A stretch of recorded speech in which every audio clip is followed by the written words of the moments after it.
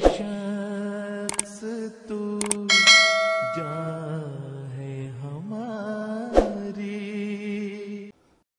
My question is, sometimes we hear some people saying negative things against Nizam-e-Jamaat. What should we do in this scenario?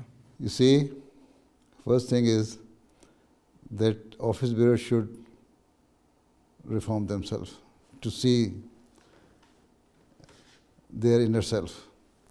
Whatever they are doing, is it according to the teaching of the Quran, teaching of Allah Ta'ala, the teaching of Holy Prophet Sallallahu Alaihi Wasallam? If office bearers are right, are performing their duties with the fear of Allah, then yes, they can be excused, and then blame will be on those people who are saying negative things against office bearers. Sometimes, because of the behavior of office bearers, some people have grievances against those office bearers. So, the first thing is that office bearers should also see to it that no negative attitude should be shown by them towards any of the member of the Jamaat. Right? Why do they have the grievances? Why do they speak ill of the office bearers? Because they have their personal experience and grievances. And those personal grievances make them involved into speaking ill of the Nizam-e-Jamaat. Right? So, if they are a very close friend of you, then you can tell them that it is not right. If you have any personal grievance or grievances against any office bearer, then you should not speak ill of the Nizam-e-Jamaat or speak negative things about Nizam-e-Jamaat. You can have your own grievances, so it can be solved. You can take this matter to the higher authorities or to the Khalifa Waqt.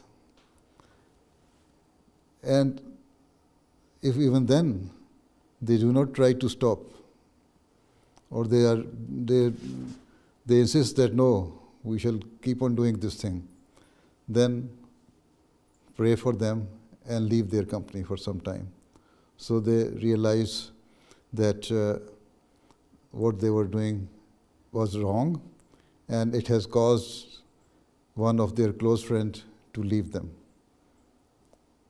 Right? But at the same time, you should pray for them as well. And if you think that it will damage the image of the Jamaat, or it can harm the Jamaat, then you should report it to the higher authority, that these are the people speaking ill of not only the office bearer, but the Jamaat as well. So this is your duty. But the first thing is that try to advise them, and if they are a close friend of you, you see, with kindness, you tell them that no, this is not the right attitude, it's not the right way of talking, and it will harm not only, it will not harm the Jamaat, but rather it will harm you. So try to leave this. So this is the only way we can advise them. If they do not try to repent, then leave their company.